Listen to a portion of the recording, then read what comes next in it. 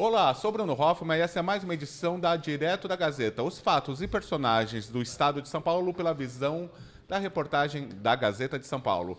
Estamos aqui com uma estrela dos anos 80, anos 90, anos 2000, anos 2010 e anos 2020, quase 40 anos de carreira. JC Sampa, do Sampa Crio. Tudo bem com você? Bem, todos aí da Gazeta de São Paulo aí, um prazer estar aqui. Obrigado pelo convite aí para falar um pouco da minha história, da história do Sampa Crio. Imagina, eu que agradeço. E quanto você já ouviu de grito feminino nessa vida, hein? Em show. Isso aí sim, né? A gente sabe que quando você está no palco, você é alvo, independente de qualquer coisa, você vai ter esses gritos aí, né? Sim. Mas até pelo tipo de música que a gente acabou rumando, né? Tomando rumo. Eu lembro de um fato engraçado nos anos 80 ainda. Ali anos 80 ainda, porque foi quando saiu a coletânea O Som das Ruas. O primeiro disco? Teve muita divulgação, né, da mídia. E aí tinha o estado de São Paulo que fizeram uma matéria comigo, porque eu participei da coletânea, né, uma coletânea pioneira no rap nacional, porque foi a primeira por um grande gravador, uma gravadora multinacional, né? E que foi a Sony, embora era da Chic Show, foi a Sony que distribuiu. Foi a Sony que distribuiu. Sony que fez tudo, né, todo o marketing. E aí eles fizeram a matéria comigo e colocaram... Eu nem sabia, quando eu fui ler a matéria, estava escrito O Gato do Rap. Olha que beleza, Sabia hein? que eu era tão bonito novo assim. Não era, não. Mas eles quiseram colocar alguma coisa. Mas não tem nada a ver. A gente sabe que tudo foi... Nunca liguei para isso. Mas realmente atraiu, né? Atraiu também um público feminino, porque Sim. naquele tempo até o rap era uma coisa mais masculina, né? Se atraía um público mais masculino naquele início. Talvez os homens estavam no cenário mais, né? Mas eu acho que também, eu que acompanhei de perto, tinha bastante mulher fazendo, viu? Na época foi uma coisa bem... Tinha a Rúbia, não vou dizer né? que era dividido. Não, tinha a Sharon Line. A Rúbia vem depois ainda. Vem depois. Mas tinha a Sharon Line, por exemplo. Tinha a MC Light, que era Light também, por causa, acho que da MC Light de lá. Acho que o nome dela era esse aí mesmo. Tinha outras meninas fazendo o rap, da própria coletânea ali da Zimbábue, ali você tem a Sharon Line ali, que é uma das pioneiras ali. Tem outras meninas também que faziam, que estão aí até hoje na cena. Tinha mulheres fazendo também, mas o homem sempre teve mais à frente dessa coisa, né? Até os temas que eram tratados para o homem era mais fácil e tal, né? Temas mais pesados, muitas vezes, Então, né? sempre, não foi uma coisa muito dividida, mas tinha mulheres fazendo. E como você começou? Você começou dançando? Você é pernambucana, veio para São Paulo adolescente, você é do Recife. Eu sou de Recife, minha mãe veio para cá primeiro, morou na Paulista, na Avenida Paulista, onde eu fundei o grupo, inclusive depois. E aí em 80 eu venho para São Paulo, né? Se tornou Para dançarino? morar com ela. Tá. Não, na verdade, a questão da dança foi natural, porque eu já gostava desse tipo de música, porque meu pai ouvia muito disco music, né? Meu pai era apaixonado por disco music. Aquela música negra dos anos 70. Dos anos 70, Bee Gees, essa coisa da disco music, Voyage, aquelas orquestras que faziam disco, era uma febre, né? Sim. Meu pai gostava muito e ouvia, né? Ele selecionava muito bem, mas ele ouvia. E a partir daí, claro, né, a disco music ela fundiu pro funk, né? Ela foi diminuindo um pouco o pitch, a velocidade, mas virou o funk, depois fundiu ali com muitos grupos que faziam disco, passaram a fazer o funk, né? E a gente gostando desse tipo de música, né? Começou a onda dos passinhos e tal. E aí só em 83 eu fui montar um grupo de 82 para 83, um grupo de dança. Lá na Paulista, chamado The Brazios Funk, que eu juntei a turma do prédio. The Brazios, Tá. o funk do Brasil. Brasil. Sempre gostei dessa coisa do nome meio americanizado, né? Porque, querendo ou não, a influência era toda de lá, né? Claro, a maior era a referência toda Porque americana, a gente né? tinha aqui um funk, um soul brasileiro acontecendo com a Sandra de Sá, Sandra Sá na época, né? E o Tim Maia, Cassiano. com banda Black Hill, com tudo. Mas tinha muito do lado romântico, né? Isso eu já ouvia desde os anos 70 em Recife já, né? Que era o Fábio, o Hildon, O Hildon. Paulo, o próprio Paulo Diniz. Sim. Então você tinha uma cena romântica. Você não tinha a cena tão dançante. Só o Tim Maia e a Sandra Sá fazendo, realmente, o funk, né? Tinha outros fazendo isoladamente, mas o que influenciou mesmo foi a música americana, Claro. que era uma enxurrada, né? Eram muito. E esse grupo se apresentava, se reunia onde? Como que funcionava O prédio esse... tinha um pátio muito grande, né? Esse prédio tem um pátio grande, ele está lá até hoje, né? Que é o Baronesa de Arari, que é um 1945 da Avenida Paulista. Tinha um pátio muito grande, mas nem sempre a gente podia ensaiar ali. Então a gente tinha do lado um prédio na Paulista que era uma sede da Varig, que à noite eles deixavam aberto, ficava um vão assim. Então a gente usava esses dois espaços para ensaiar as coreografias e aí eu montava a coreografia toda. E era um movimento negro, de meninos negros? Ninguém pensava nisso. Era misturado? Ninguém tinha essa ideia de movimento se era negro, se era LGBT, ninguém tinha nada disso. Podia era ser, misturado? Não tinha, a gente não via pelo Nem viés. pensava. Não existia o viés ideológico, Tá. graças a Deus. Teria Sim. estragado tudo. Sim. Não existia ideologia. A gente era livre disso, cada um para pensar como quisesse, conforme a família moldava. Os nossos ídolos não eram os artistas, não era o governo, não era político, não era nada. Era a família. Era uma construção entre Você vocês se ali na moldava intimidade. pelo que você era educado. Então, cada um vinha com um tipo de... Mas não vinha com a ideologia, com o peso da ideologia. Tá. Não existia isso. Direita e esquerda não existia essa coisa ainda. Entendeu? Não Então, era relevante na gente cabeça de é vocês de uma ali. geração que se livrou desse mal. Se não ficou presa a uma ideologia ou a ter que defender A ou B na política. Então, a gente simplesmente vivia a vida. Sim. A gente queria crescer para não depender de nada disso. E como veio a aproximação com o break logo depois? Aí foi através da própria música, porque assim, como tudo era uma onda, tinha onda, né? Ondas e ondas e ondas musicais. Então o funk estava muito em alta, com essa coisa do passinho, era uma coisa ainda da periferia, sem dúvida, muito incentivado no sábado, Pelo- sabadão, que depois virou Sabadão Sertanejo, Sabadão era só do Sabadão do Gugu, que ele fez o concurso de dança. E aquilo incentivou muito, né? Que ele fazia São Paulo contra o Rio de Janeiro. É verdade, ele fazia uns duelos. Então tinha grupos ali, como o Five Star, tinha vários grupos ali do ABC Paulista, tinha um grupo lá, que a gente se espelhava neles, que são amigos nossos hoje, que a gente veio se encontrar há pouco tempo, que eles tinham um grupo que ficou lá 10 semanas, sei lá quantas. E nessa época não tinha o break ainda, era o funk, né? E era muito bem feita as coreografias. Então eu tive a ideia de fazer baseado nisso, mas não para participar do concurso. Eu nunca tentei participar desse concurso. Né? A gente só queria fazer uma coisa para se divertir, para ir no baile e dançar e chamar atenção. Daí o break ele chega já em 83. Não tinha rivalidade? Não, tinha Break- rivalidade. break Começou. funk? Então, aí é que tá. Quando o break chega, ele praticamente ofusca. Porque o mesmo Gugu que abriu espaço pro funk começou a abrir espaço pro break, porque foi avassalador pela dança de rua, né? A dança do break. E tinha um cara na cena que chamava-se Alan Beach, que está comigo até hoje. E ele era considerado o melhor dançarino de break. E, por acaso, um primo dele morava no prédio, o Fábio. E ele me falou, pô, por que você não põe um break no teu grupo, né? Porque o funk tá em baixa, o break está crescendo, né? E existia uma briga. Na verdade, quando esses grupos se encontravam, eles saíam na mão mesmo. Tá. Eu falei, pô, não dá para brigar com esses caras. Eu percebi logo. Primeiro porque eu gosto. Então, eu não vou brigar com uma coisa que eu gosto. Eu vou ter que me juntar a eles. E aí foi a minha primeira ideia de trazer um cara para dançar break no Sampa Crio. Tá. E Ou você- no Sampa Crio não, no The Brazos Funk. Tá. E aí eu precisava de um cara que também não estivesse pensando igual, que gostasse de funk também. Porque eu vi você falando também que tinha a São Bento ali, que onde era a casa do break. break no Brasil, em São Paulo.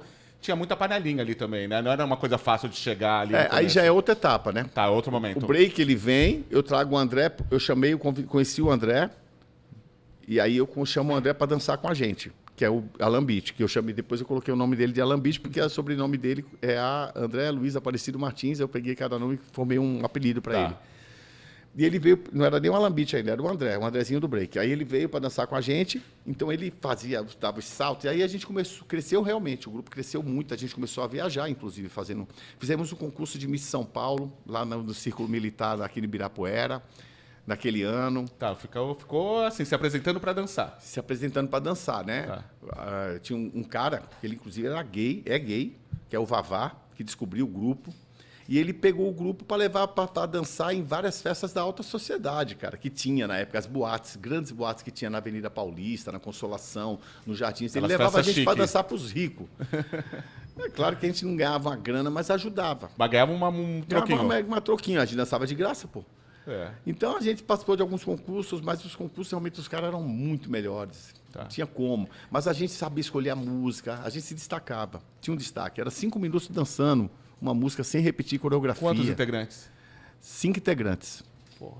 Todos nós nos conhecemos, ainda somos amigos até E hoje. todos estão Todos estão bem. tão Todos bem. se deram bem na vida. Era uma turma do bem mesmo. Tá. Todos procuraram. Nem todos foram pro ramo artístico na vida Nenhum adulta? foi, só eu, Tá. que continuei na música. Sim. E como, por falar em música, quando chegou o microfone aí na mão aí desse grupo de... Sim, aí só para lembrar para você, Vamos lá. aí a São Bento, ela começou sim. a brigar, a turma do break. Aí já não tinha mais. Passou aquela onda toda, o grupo se desfez e a São Bento passou a ser o grande centro dos dançarinos de break. Isso, 87, 88. E eu frequentava porque eu nunca fui um grande dançarino de break e quando eu tentei dançar, arrumei logo uma hérnia, fui fazer uma cirurgia aqui, porque eu dançava, eu gostava de ficar rodando com a mão. Sei. E aquilo ali deu um problema no meu estômago.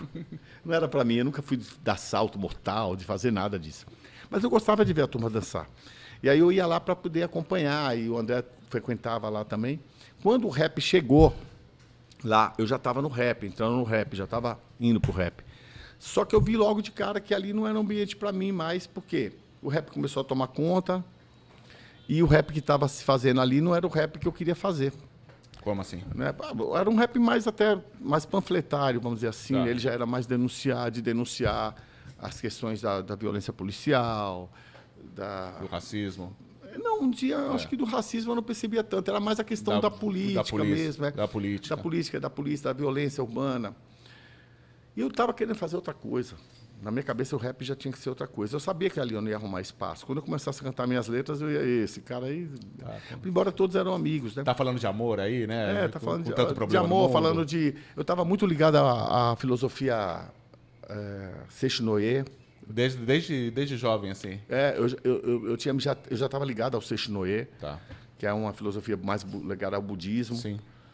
De filosofia de vida, de pensamento, de trabalhar com a mente, de trabalhar com a mente positiva, do positivismo. Que quem molda a sua vida é a sua mente. De essa falar coisa sabe? positiva para atrair coisa positiva. Isso. E isso aí mudou minha vida, Sem cara. querer atravessar muito o assunto, o Mano Brown mesmo fala no disco dele sobre Vivendo no Inferno que a vida dele ficou horrível depois, porque o disco falava de inferno, a capa do disco, tinha aquela cruz, então aquilo atraiu muita coisa pesada para a vida dele, né? Mas só para... O Mano Brown, um grande amigo, que eu tenho como um grande amigo mesmo, a gente sempre trocou boas ideias. Ele é fã do Sampa Crio. Ele é fã do Sampa Crio declarado. Ele é fã chato. Uma vez ele me chamou, a última vez que eu encontrei ele em 2017, eu tinha ido na Santa Efigênia, né? Eu ando na Santa Efigênia de boa, cara. Eu coloco meu bonezinho, vou lá, de vez em quando alguém me para, pedir uma foto, mas é de boa. Tá. Os caras do Sampa Crio, tal. O Brau não, cara. Quando o Brau chega, Ele a galera para. Ele é um cara que realmente, ele é ícone dessa galera toda. Quando ele chegou, eu vi um tumulto lá, eu estava na Santa Efigênia, eu ia, negócio de game, né? Eu ia na Santa Efigênia, ele estava lá também. E eu vi um tumulto. Eu falei, deve estar tendo alguma briga ali, eu não sei o que era. Não era, era o Brau, saindo da galeria para entrar no carro dele e ir embora. Tá. E ele estava dirigindo o carro. E aí eu vi que era ele, mas eu falei, não vou, né? Chegar, eu saí andando. Sim. No meu caminho normal da Santa Efigênia para voltar para pegar meu carro lá em cima. Ali, eu estou falando daquela esquina do comecinho, não é do começo da Santa Efigênia, onde está a igreja, mas da quadra da esquina com a Avenida Ipiranga. Com a Avenida Ipiranga. Era uma galeria ali. Eu estava numa antes. Aí se galeria, parou no farol, reggae. eu estava indo, aí alguém falou, o Sampa ali. Estava dentro do carro, né? Acho que era o Lino Cris que estava com ele. Ó o Sampa ali, ó o Sampa. Aí o Brau, ô Sampa, entra aqui. Abriu o carro, eu entrei. Aí a gente disse, não dá para parar aqui, eu queria trocar ideia com você. Eu não sabia, eu falei, o que o Brau quer conversar comigo, né? Aí a gente saiu, foi ali na Praça Roosevelt, que é mais tranquilo, ele encostou o carro ali. Tava ele, mais um amigo, o Lino Cris. Aí a gente começou a trocar ideia, e ele, mesmo assim, o pessoal passava e parava para tirar foto com ele. O pessoal que via já parava. Sim. Ele é realmente um cara que chama muita atenção. E ele parou, eu achando que ele queria conversar alguma coisa, ele simplesmente... Porra, mano, ia pedir pra você, mano, faz os discos do Sampa Crio, mas não bota esses reggaeton aí, não, cara. A gente tava eu sempre gostei de reggaeton, porque o Sampa Crio sempre misturou ritmos. O Sampa Crio nasce disso. Sim, você sempre misturaram de tudo, né? No primeiro álbum, a gente misturava, eu experimentei tudo, do rock and roll dos anos 50, sim, ao samba rock, ao charme, ao sim, reggae. Eu sempre gostei de fazer uma sonoridade, misturar o som, a música que eu queria fazer, com rap. E aí eu estava muito ligado no reggaeton, cara. Mas o reggaeton que eu estava fazendo não era o reggaeton que depois surgiu na cena, esse reggaeton da Anitta. Embora eu gosto, não tenho nada super contra. popular, era uma né? coisa do reggaeton mesmo, lá da quebrada lá da periferia da América Latina, entendeu? Eu estava pesquisando esse reggaeton. E eu estava começando a fazer. Só que tudo que eu faço tem que ter uma coisa brasileira no meio. E aí eu percebi que o sertanejo já estava usando reggaeton e ninguém sabia, ninguém tinha percebido. Então eu quis misturar essa coisa urbana com um pouco do sertanejo também, né? Daquela pegada do sertanejo para poder pegar o público brasileiro. Eu não podia fazer o reggaeton do gueto. Claro. Como é que chama? Tem até um país que era o centro do reggaeton todo. República Dominicana? República Dominicana. Eu não queria isso. Inclusive, a gente tinha fãs de lá da República Dominicana que me mandavam as coisas. Eu falei, não, eu tenho que misturar com um pouco do Brasil. E aí, quem estava fazendo isso? O sertanejo. Estava fazendo. Porque os caras também não têm amarra, a né? mesma... Não, eles não têm. Eles mais pesquisam tudo. Né, dentro do movimento deles. O Gustavo Lima, se você pegar, ele é um Gustavo Lima antes, já com muito sucesso, mas ele explode para valer quando ele descobre a bachata. E foi o primeiro cara a fazer bachata no Brasil, quando eu já pensava em fazer bachata também. Porque a bachata é uma música da periferia, do subúrbio, também de lá. República Dominicana e também de outros países, né? Como a cúmbia, na Argentina. Por causa do espanhol, assim, ele se espalha para outros países também, né? Isso é música de periferia, cara. Sim, música Só que quando chega no Brasil, a periferia abraça pelo sertanejo. Eu falei, se o rap fizer isso, vai ser bacana, porque a gente vai entrar também no universo da coisa. E aí, quando eu começo a fazer essas misturas, a gente fez um álbum maravilhoso, cara. Ele só não foi descoberto. A gente fez um álbum de reggaeton. Que ano? Chama Sampa Crio Bailar, 2017. É um projeto com 6, 7 músicas. É um álbum maravilhoso. Não explodiu como vocês imaginaram? Não, lógico que não, né? Não tem como, cara. Você já não tem a mídia. A mídia só vê você por um lado. Pra mídia, pra grande mídia, o Sampa Crio parou no Eterno Amor, cara. Te incomoda ser associado como um grupo de rap ainda, já que vocês... Não me incomoda ser associado a nada, nem ao pagode. Tá. O pessoal porque você não se considera mais um grupo de rap. O que eu considero é que o Sampa Crio não é um grupo de rap. Porque você tem um grupo de rap, você está falando de rappers dentro de que formam um grupo. Tipo, um grupo com 3, 4 rappers. Mano Brown, Ed Rock, LJ e Ice Blue. Isso sim, você tem 3 rappers e um DJ. Isso é um grupo de rap. Quando você tem um rapper no meio de um cantor, um DJ... Aliás, são 2 cantores. O Ricardo está afastado por causa da questão do acidente, mas... Sim. Ele é um cantor. Aí eu vou falar que eu sou um grupo de rap, então eu sou o cara. Ninguém mais é nada. Os outros cantam. A música do Sampa Crio tem um rap pontual, a maior parte da música é cantada. Então nós somos um grupo de rap? Não somos. Então nós deixamos de ser um grupo de rap, mas não por não querer sair do rap. A própria... Naturalmente. É um rio, cara. Foi te levando para outros mares. Tá. Você, que eu saiba, o Mano Brown é seu fã, Edinaldinho é seu fã, um monte de gente é fã de vocês. Eu sou fã deles. Dentro do rap. Nós somos fã do outro. Mas nos anos 90, eu gostava do DJ Armando Martins, tocava sua música todo dia praticamente. Um grande amigo. O grande amigo até hoje. Tem um podcast também, né? Tem um podcast. Eu tocava sua música muito, muita gente era seu fã. Na minha visão de fora... Você era gostado, não gostaram, mas você era pelo menos respeitado por todos. Você já disse que não, que rolava um certo preconceito entre alguns rappers? Rolava, mas não desses, né? Desses nunca? Desses nunca. Tá. Não precisa nem citar nome assim. Eu conversei com o DJ1, ele falou pra mim que o que o pessoal tinha muito mesmo era uma inveja que... se denominou falar inveja do bem, né? O pessoal gostava daquilo, mas... Caramba, mano, o cara correu por fora e tá na televisão e tá em tudo que é lugar. Porque a gente acabou entrando na mídia, né? E você ia sem vergonha no Gugu, no Faustão. Na realidade, onde eu fui, é onde o Racionais não quis ir. O Racionais teria ido em todos esses programas se quisesse. Claro. O Mano Brown podia ter entrado até na banheira do Gugu, como eu entrei. Mas ele não ia. Você entrou na banheira do Gugu? Eu entrei. Opa. Com a Luísa Ambiel. Olha então, assim, eu topei fazer a mídia, porque eu entendia que a mídia tinha que usar. Estava ali para ser usada, pô. Sim. E a mídia vai te usar? Beleza, mas eu vou usar a mídia também. Sim. E se não fosse isso, onde talvez a gente não tinha um trabalho reconhecido. Tanto é que Como essa você ia grande... chegar em Goiás, ia chegar em Manaus, ia chegar em Porto Alegre. Não ia chegar em lugar nenhum. O que acontece é o seguinte, a gente estourou antes da mídia. Não foi a mídia que estourou o Sampa Crio. Porque quando o Se Me Lembra Fazer estourou, não tinha mídia, não tinha TV, não tinha nada. Começou a pintar a partir dali, em 1993. Na minha cabeça foi com o DJ Armando Martins. Não, aí você está falando da questão dos bailes. Aí não era uma grande mídia, porque Não, mas de vocês ficarem famosos, assim, Foi- famosos de verdade. famoso de verdade foi depois. Foi depois. Já não foi com o Armando. Armando, ele foi muito importante pra gente no começo. Foi o primeiro programa, antes de tudo. Eu formei o grupo uma semana depois, o Armando já estava no programa do Armando. Projeto Rap Brasil, né? Lá na Brasil 2000. Na Brasil Antes 2000. da Metropolitana. Depois foi pra metrô.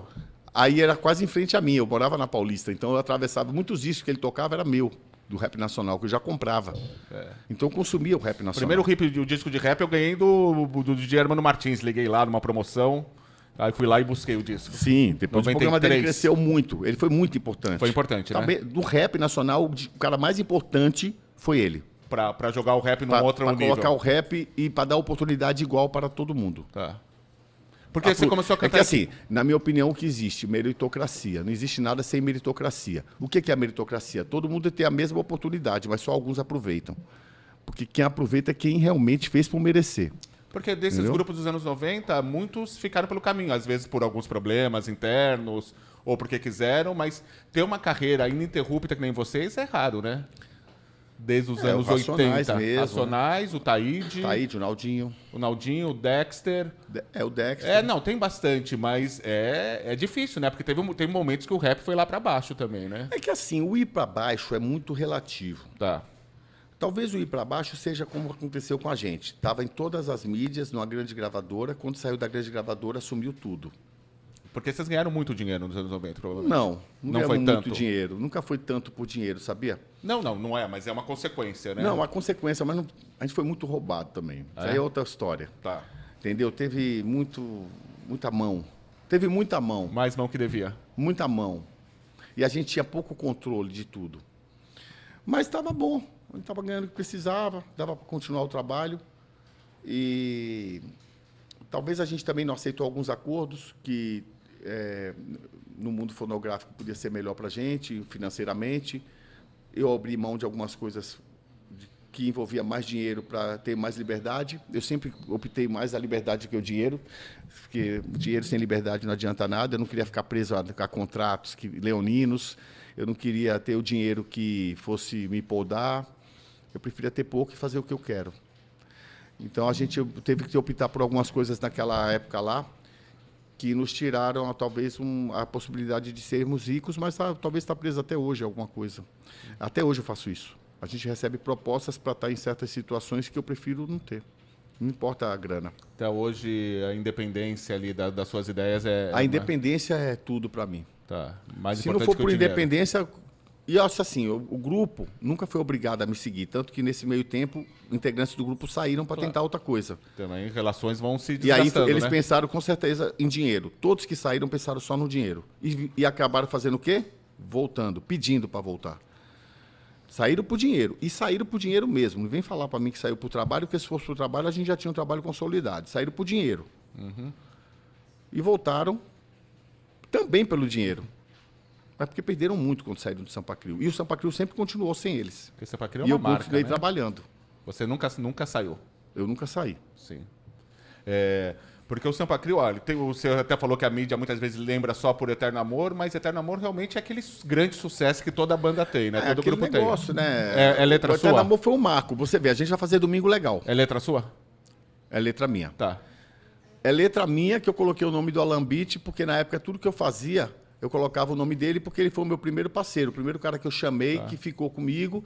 E aí eu escrevia as letras e colocava para poder. Eu sabia que ia dar algum direito, na época eu não sabia o direito que ia dar, mas eu sabia, e eu colocava o nome dele como Coautor. para poder ele receber também o direito autoral. Legal. Eu fazia um socialismo indireto com a minha lei, embora eu sou contra o socialismo, mas eu fazia um socialismo e nem sabia. Vamos falar disso daqui a pouco, O bom hein? socialismo é esse, né? Quando você faz sem precisar, sem imposto. Tá.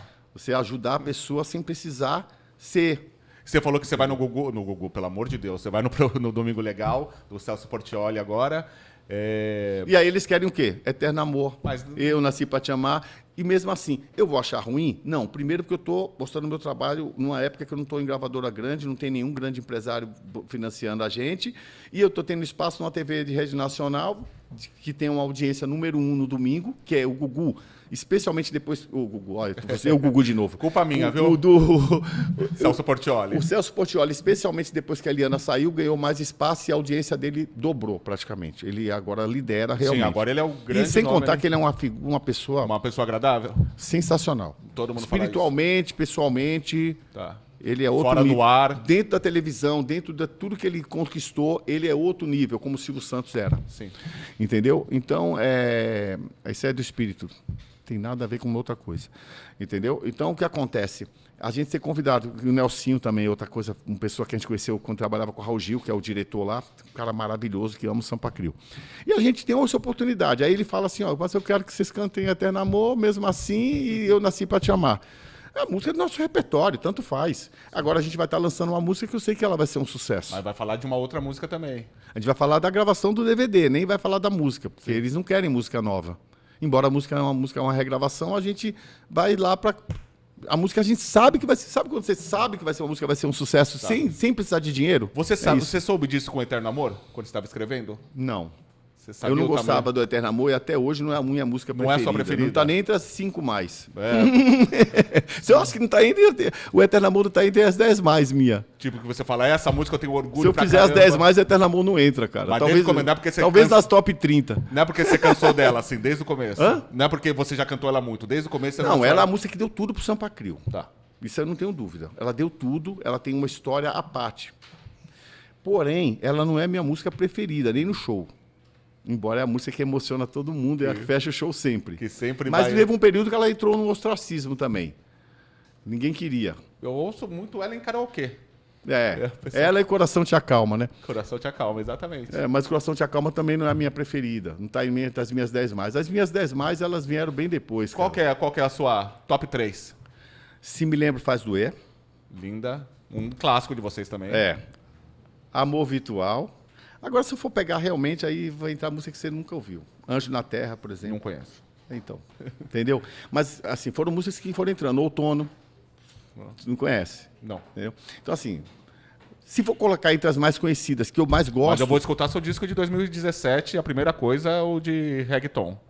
esse álbum é maravilhoso, cara. Você tem orgulho, baita Se orgulho você dele. pegar esse álbum aí, pegar a Anitta, pegar todo mundo que fez reggaeton no Brasil, você vai colocar ele ao lado a lado. É, porque todo mundo exalta muito a Anitta por ter... A Anitta foi precursora. Por ter A trazido... Anitta, tirando reggaeton. ela é uma pessoa polêmica, ela é talentosa, cara. Essa mulher, tem um talento indiscutível, assim como a menina, outra. A Ludmilla? Ludmilla. Ludmilla eu conheci porque eu fui par romântico dela no clipe Não Olhar Pro Lado Quem Tá Passando. Ela me escolheu para ser o par romântico dela, né, desse clipe. E eu tô lá no clipe com ela. Grande clássico.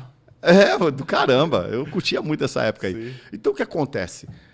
Ela tem talento demais. Você chamava cara. MC Beyoncé. nesse Beyoncé, tempo. ela tem muito talento. Ela é muito talentosa. Independente do que ela pensa, cara. Independente do Eu acho lado que essa dela. geração dela também é mais cabeça aberta também, né? De influência, assim. De buscar influência de fora. Não é nem cabeça aberta isso, né? Acho que elas são talentosas, cara. A Anitta é talentosa. Agora a pessoa prefere fazer merda, cara. E é outra história. Mas ela tem talento, não tem como discutir isso aí. Zé. E você falou também um pouco de política aqui. O rap, você disse que não é um grupo de rap, mas o rap é muito ligado à esquerda, né? Pelo menos é associado. E você é uma pessoa de direita. Eu acho que o rap é mais a questão ideológica, né? Isso te incomoda um pouco dentro do rap? Você acha que isso também o pessoal te isolou em algum momento por causa de política? Não, foi por causa de política. Isolou. Depois, na polarização, isolou, Sim, né? Porque eu também, cara, você vai aprendendo, né? O que eu pensava em 2017, o que eu pensava em 2018 mudou um pouco, né? Diante do atual cenário, né, político. Eu sou um cara muito politizado, sempre fui. Eu me politizei. E isso é uma merda, cara. Para todo mundo, inclusive para mim. Acho que é bom, cara. Eu estou aprendendo algo. Eu estou reorganizando minha mente com relação à política. Porque eu não vivo de política. Quando você se preocupa com política, você não pode pensar em você. Política é uma coisa global, cara. É social, né? É social. Ela tem que atingir um monte de gente. Eu não posso impor uma coisa que não é boa para todo mundo. Quando você para pensar desse ponto de vista, você começa a ver que não é você abrir mão, mas você não ficar vivendo disso, cara. Porque você vai perder amizade, vai perder pessoas que você ama, você vai perder fãs, você vai perder um monte de coisa que sempre tiveram a parte disso. Mas que estão nisso também. Porque vai ter gente também assistindo, nossa, ele é de direita, eu não gosto mais dele. Né? Entendeu? Ou Veja bem, vice-versa. eu não sou de direita porque eu quero.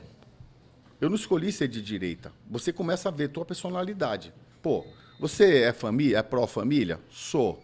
Você é cristão? Crê em Cristo? Sim, embora não tenha religião. Eu odeio essa ideia de religião. Você não vai em eu sou nenhuma igreja. anti-religião, cara. Eu não tenho religião. Eu sou cristão. E, aliás, Jesus Cristo ensinou que a igreja não precisa ser entre quatro paredes. A igreja ela é aberta. Se você fizer uma bondade hoje, alguém te pedir um prato de comida e você dá, você está sendo um cristão. Você é cristão. Porque isso é a palavra de Cristo. Cristo ensinou.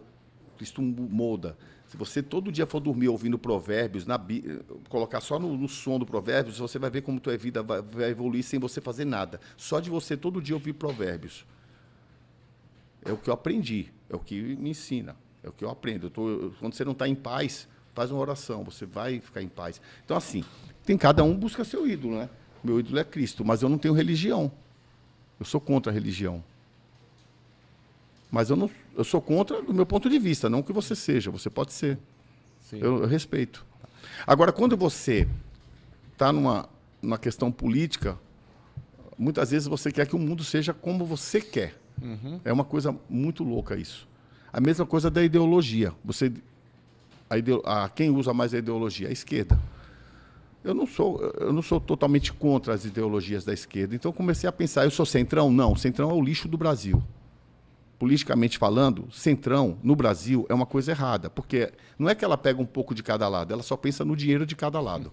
Ela sempre o dinheiro. Então ela não. Sem querer levar o Brasil para nenhum lado, assim. Né? Na verdade, eles querem no deles, em dólar ainda. Então o centrão é pior que a esquerda nesse sentido. A esquerda ela tem uma questão ideológica que não se encaixa com o meu pensamento natural, daquilo que eu fui moldado diante daquilo que eu fui criado. Então, eu sou cristão, eu sou pró-família. Porque a família é tudo, cara, na tua vida. Às vezes a família pode não ser os melhores, mas é a família. Quando você precisar de sangue, precisar de um rim, é a família. Então, cara, é a tua sobrevivência, sim, muitas vezes. Aí você começa a pensar, né, do ponto de vista de que você deve buscar lutar por isso, a meritocracia. Você quer crescer, mesmo aqui dentro, você vai crescer. Não importa, todos estão tendo a mesma oportunidade. Dê o seu melhor. Honre o seu chefe, honre seu emprego, porque é ele que te dá tudo. Na época, eu trabalhava no Banco Itaú, era office boy, tinha muita greve de banco. Eu não participava de nenhuma. Na década de 80? Eu tenho um cunhado, chama Charles, ele era casado com a minha irmã. E ele era bancário comigo no mesmo banco. Ele era caixa e eu era escriturário na época. E tinha as greves. Eu furava a greve para trabalhar. Eu era contra. Eu todo dia ia dormir e agradecia pelo Olavo Setúbal, pela vida dele, pedia que Deus protegesse ele. E por que eu fazia isso? Porque no final do mês era ele que tinha me dado a oportunidade de ganhar o meu pão de cada dia. Então eu sempre honrei meu chefe. Não é ser subserviente. Isso não é ser subserviente. Eu torcia pelo sucesso dele, porque se o banco afundasse, eu afundava junto. E eu precisava do banco, não era o banco que precisava de mim. Se eu saísse, tinha um outro no meu lugar no outro dia. A sua cabeça vem desde a adolescência. Minha cabeça já vem disso e não tinha nada a ver com política. Tipo, eu não falava, era uma política caramba, por que eu vou fazer partidária? uma greve, quebrar o banco que me dá o pão de cada dia? Tá. Na hora que eu estou com fome, não é o dinheiro do banco. Não é eu que quero esse emprego. Não fui eu que vim buscar esse emprego. Não fui eu que fiquei feliz pra caramba quando o banco abriu as portas para mim, para eu trabalhar no banco. Eu trabalhava na rua. Eu fui camelô, pô. Foi camelô? Fui. Aqui em eu São Paulo? vendi cachorro quente, eu vendi rosa, eu vendi jornais. E todo dia eu agradecia pelo cara que era o dono que comprava os jornais para eu vender. Porque a gente fala assim, você falou que morava na Avenida Paulista. Hoje quem mora lá, antigamente não era assim, então. É só alta sociedade. Não, assim. Nesse prédio não. Sim. Esse prédio era o favelão da Paulista. Vamos dizer assim, né? Anos 80, Na época. da época. Hoje pode ter mudado, é claro. Sim. Mas na época eram 3.500 moradores, pô. Tá, naquele tipo... prédio. E tinha gambiarra, e tinha tudo. Era um favelão mesmo. Tava largado. Um prédio histórico, inclusive, que abrigou o Teatro Cacida Becker nos anos 70. Sim. E Pedrinho Matar morava lá. Elke Maravilha morava lá. Quem que morava? Qual foi o primeiro nome que você falou? Cacida Becker. O Não, teatro. quem que morava lá? Elke Maravilha? Elke Maravilha, Pedrinho Matar, pianista. Pedrinho Matar, sim. Porra, que legal. Então, assim, cara, você tem que honrar as coisas, cara. Agora, quando você tiver condições, monta a tua empresa e vai ver o que é dar emprego para alguém.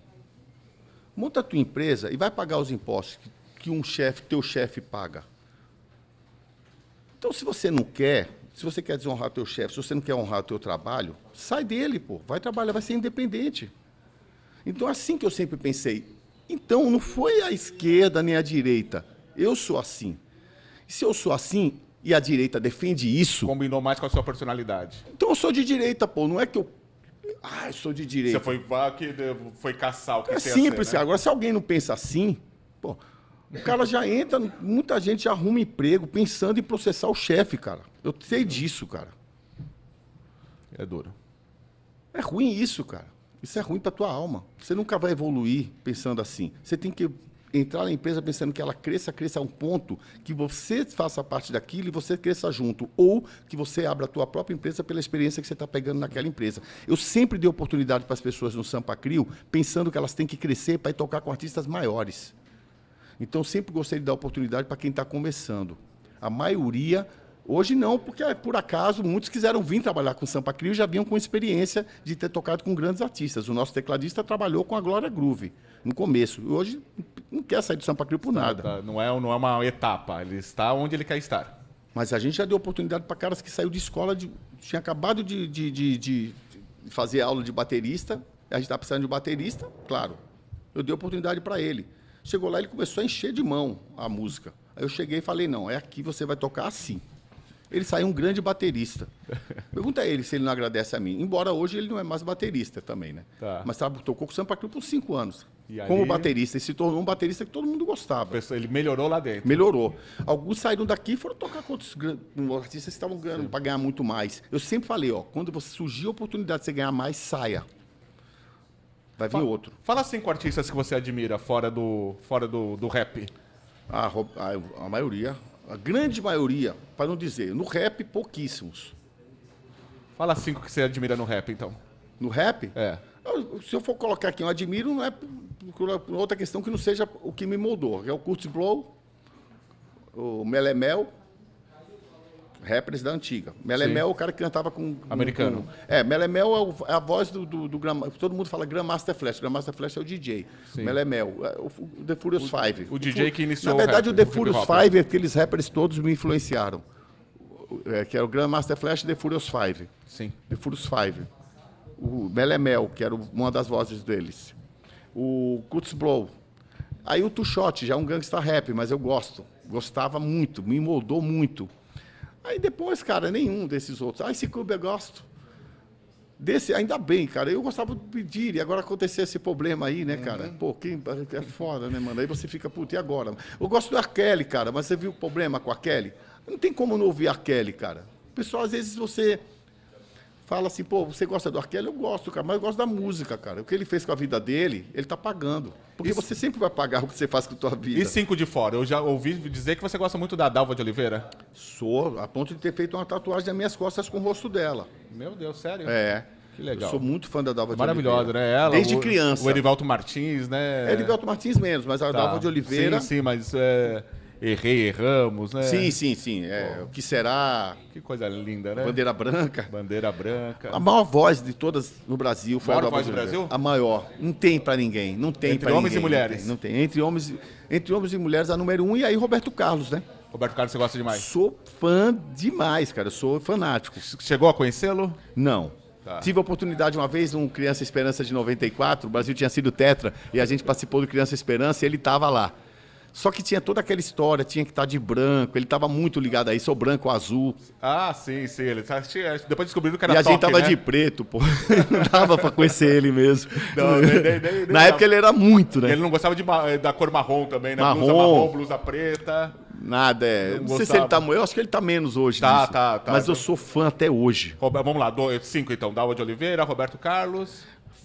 Aí eu tenho grupos também, né, nesse meio aí, Vamos lá. individualmente. Cantores tem muitos, né? Mas aí eu gosto de Milton Carlos, Tá. um cantor que você não vai lembrar agora, Não morreu no estou acidente lembrado. em 1977, 76. Qual que é o sucesso dele? Milton Carlos. O Roberto Carlos gravou vários. Tá. Mas ele é compositor de uma das músicas que eu mais gosto do Roberto Carlos, que é o Amigos Amigos. Sim. Pelo Avesso. Eu quero teu amor a qualquer preço. Quero que Ele é você compositor. me... Ele é compositor. Era irmão da Isolda, que faleceu depois também. E compositor de outra vez. Ela é compositora daquela música. Você foi o maior dos meus. Sim. Ele foi um grande compositor. E cantando. Cantando era Um bom dos também. melhores foi aquele Relâmpago.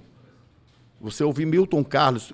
Um dia pesquisa Milton Carlos e vai ouvir. Algum pessoal que ficou tipo Márcio Ele Greik. é daquela música Márcio lá. Greik, que ficou naquele tempo, mas que é... Não, mas ele não era dessa linha. Não era dessa turma. Ele não era dessa turma. Tá. Ele era nada contra o Márcio Greik, que eu também curtia muito quando era criança e tal. Mas o Milton Carlos, cara, ele era uma voz que você ouvia, pensava que era uma mulher cantando. Já começa aí, né? A coincidência com o Sampa Crio do Eterno Amor. Que era um homem e todo mundo achava que era uma mulher. Mas o Milton Carlos, ele foi um cantor. Depois pega a obra do Milton Carlos, pega para ouvir. Ele fez uns 2 álbuns, 3. O cara era um gênio, cantando e compondo as letras dele. Jogo de Damas, que o Roberto Carlos gravou também. Mas ele tem uma música que chama Pistão de Gafieira. Na gafieira...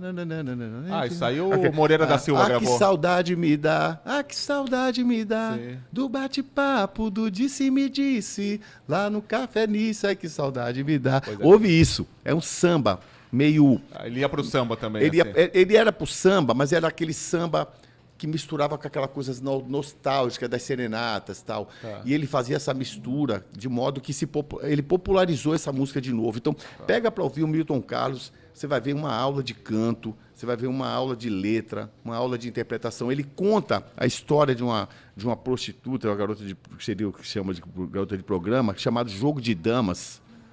Ele conta, que aliás o Roberto Carlos gravou também, de um modo Metafórico. Metafórico, que você para pensar e caramba, meu. Quem fez isso muito bem também, outro, aí eu coloco entre os 5 mais aí, Gonzaguinha. Gonzaguinha. Gonzaguinha é um gênio. Foi um gênio. Escrevendo, aí eu estou falando de tudo, né? Compositor e cantando também. Então, Gonzaguinha diferente ele, né? era o filho do Luiz Do Luiz Gonzaga. sim. Aí o próprio Luiz Gonzaga. Luiz Gonzaga, um o pai de ídolo para todo. mim. É. Um ídolo. Pernambucano, Cantando, como compondo. você. De Pernambucano.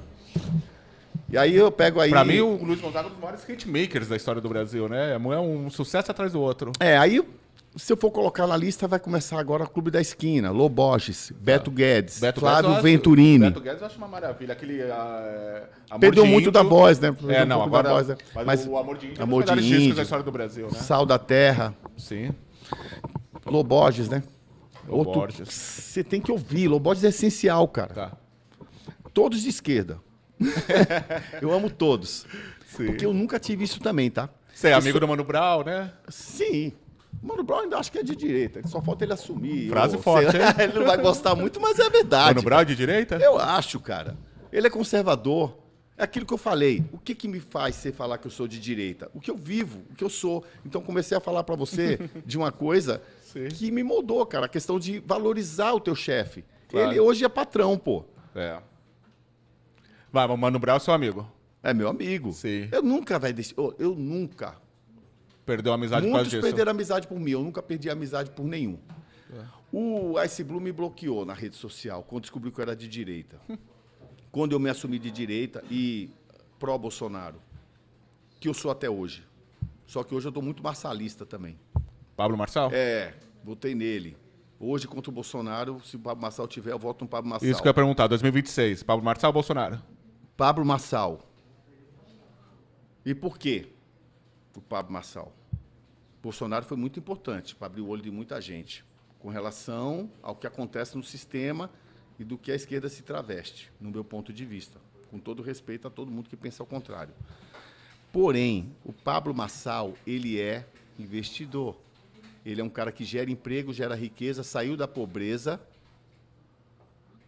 investindo, gera milhões de emprego e é um cara que ajuda você. E se você quer crescer, assista às palestras do Pablo Marçal. Não é uma questão de capitalismo. Ele não põe o dinheiro na frente. Ele molda a tua mente. E uma coisa que ele me falou, cara, que fez eu parar para pensar e...